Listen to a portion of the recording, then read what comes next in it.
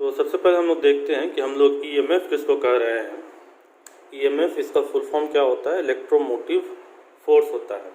तो इसको हम किस प्रकार से डिफाइन करते हैं? इसको हम ऐसा कहते हैं, it is defined as the electric potential produced by electrochemical cell और चेंजिंग मैग्नेटिक फील्ड। तो इसको हम इस तरीके से डिफाइन करते हैं कि इलेक्ट्रिक पोटेंशियल जो प्रोड्यूस किया जा रहा है किसी इलेक्ट्रोकेमिकल सेल से, मतलब कि बैटरी से, और चेंजिंग मैग्नेटिक फील्ड या फिर मैग्नेटिक फील्ड के चेंज होने के कारण जो पोटेंशियल प्रोड्यूस होता है उसी को हम लोग क्या कहते हैं?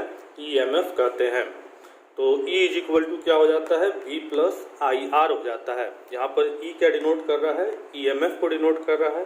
V जो है वह वोल्टेज ऑफ द सेल है, I जो है करंट थ्रू द सर्किट है, और R internal resistance of cell है। ईएमएफ का यूनिट क्या हो जाता है? वोल्ट हो जाता है।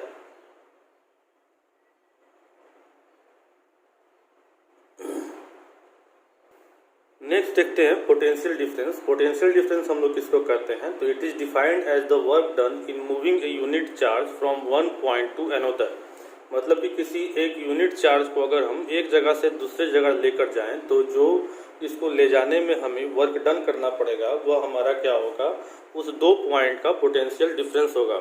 जैसा कि देख लेते हैं कि मान लेता हूँ कि कुछ इस प्रकार से इलेक्ट्रिक फील्ड है और मैं किसी Q0 चार्ज को यहाँ से लेकर यहाँ तक लेकर आना चाहता हूँ। तो इस पॉइंट के बीच का जो पोटेंशियल डिफरेंस होगा, जायज़ है कि अगर यहाँ सेंटर से हम बात करें तो सेंटर से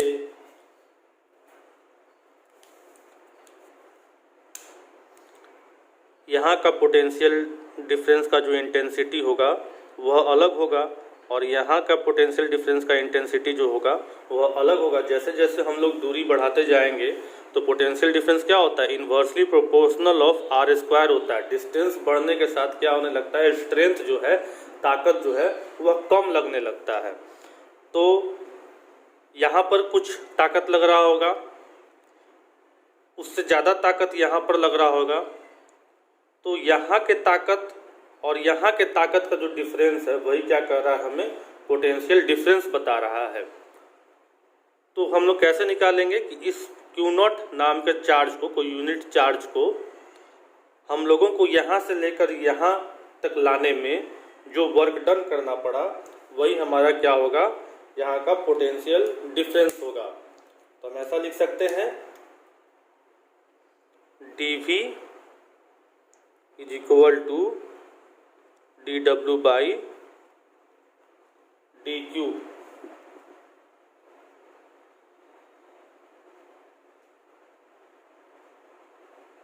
इसको हम ऐसा भी लिख सकते हैं, डेरिवेशन के फॉर्म में लिखा मैंने, V is equal to W by Q।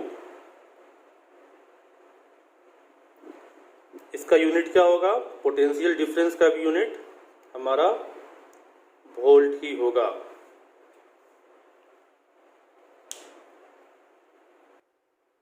तो नेक्स्ट देखते हैं कि इलेक्ट्रिक पावर हम किसको कहेंगे। तो पावर आप जानते हैं कि किसी काम को करने के दर को हम लोग क्या कहते हैं? पावर कहते हैं। मतलब कि अगर कोई काम, मान लीजिए कि कोई मजबूत आदमी है, तो मजबूत आदमी किसी पर्टिकुलर काम को क्या करेगा? जल्दी कर लेगा। तो हम क्या कह सकते हैं? हम कह सकते हैं कि उसके पास पावर ज़्यादा है। वहीं पर कोई कमज़ोर आदमी है तो उसी काम को करने में वह क्या करेगा? ज़्यादा टाइम लगाएगा। तो हम उसको क्या कह सकते हैं कि उसके पास पावर जो है वह कम है। तो किसी काम को करने का जो दर है उसी को हम लोग क्या कहते हैं? पावर कहते हैं।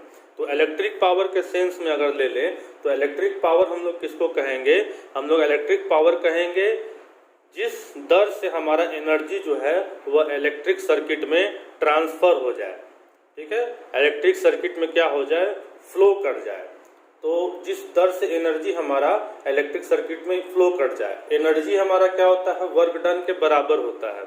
हम जितना काम करते हैं उतने ही ऊर्जा खर्च हुआ, ऐसा हम मान कर चलते हैं।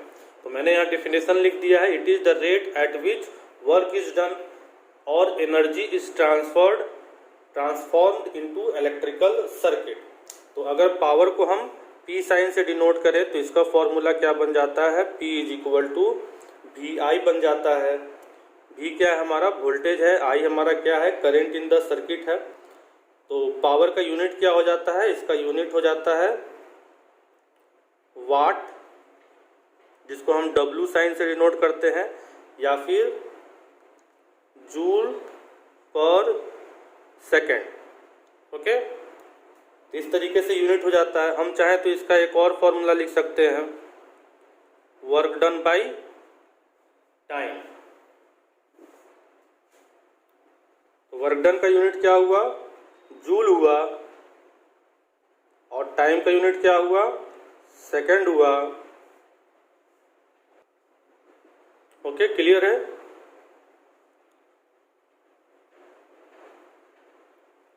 इसका हम एक और फॉर्मूला लिख सकते हैं इसी अनुसार से, P is equal to I square R या फिर V स्क्वायर बाई आर। यह भी हम फॉर्मूला लिख सकते हैं। यह फॉर्मूला हमको कहाँ से आया है, यह फॉर्मूला हमको कहाँ से आया है, तो हम ओम्स लॉ के अनुसार, जो हमारा ओम्स लॉ होता है वो क्या कहता है, V is equal to I R, ऐसा होता है। तो यहीं पर हमने क्या कर दिया है, V के जगह पर आई आर ला कर रख दिया, तो क्या हो गया यहाँ पर आई स्क्वायर हो गया और आर हो गया। तो ये कुछ मेरा फॉर्मूला बन जाता है।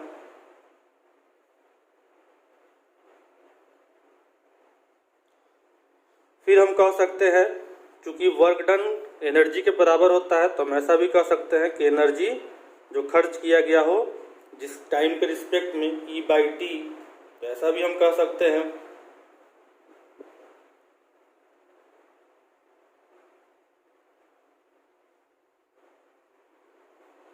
और हम क्या कह सकते हैं, तो देखिए I इज इक्वल टू क्या होता है, Q into Q by T होता है। करंट किसको हम कहते हैं, तो चार्ज जो हमारा फ्लो करता है किसी पर्टिकुलर टाइम में, तो उसको कहते हैं। तो I is equal to Q by T वाला फॉर्मूला हम यहाँ पर ला कर रख दें, तो हमारा पावर का एक और फॉर्मूला बन जाता है V क्यू बाई टी। आप देख रहे हैं इतने सारे फॉर्मूला बन गए हैं, इसमें से किसी भी फॉर्मूला का हम अपने रिक्वायरमेंट के अनुसार इस्तेमाल करेंगे।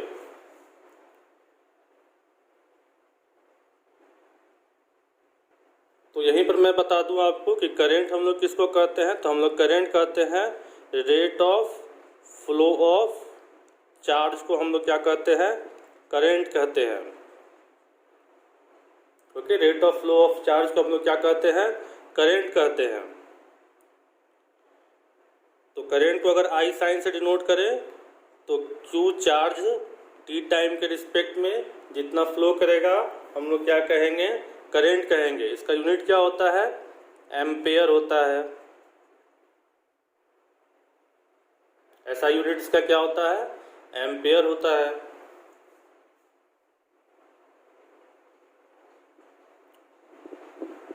तो यहीं पर हम कह सकते हैं कि हमारा इलेक्ट्रिकल एनर्जी क्या होता है, तो यहीं पर हम कह सकते हैं कि हमारा इलेक्ट्रिकल एनर्जी क्या होता है।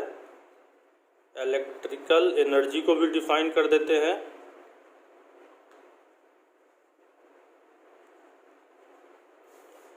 तो इलेक्ट्रिकल एनर्जी हमारा क्या हो जाएगा,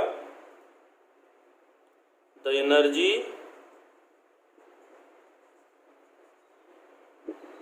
generated by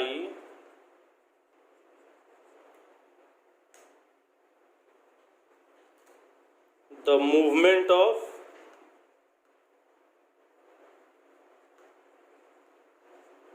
इलेक्ट्रॉन।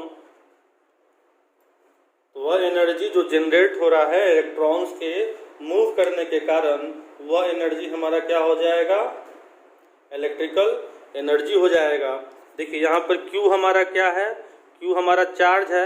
यह चार्ज कितना के बराबर होगा, तो जितना नंबर ऑफ इलेक्ट्रॉन फ्लो करेगा Q इज इक्वल टू हमारा क्या होगा, N होगा। जितना नंबर ऑफ इलेक्ट्रॉन फ्लो कर रहा है वह हमारा क्या हो जाएगा, टोटल चार्ज हो जाएगा।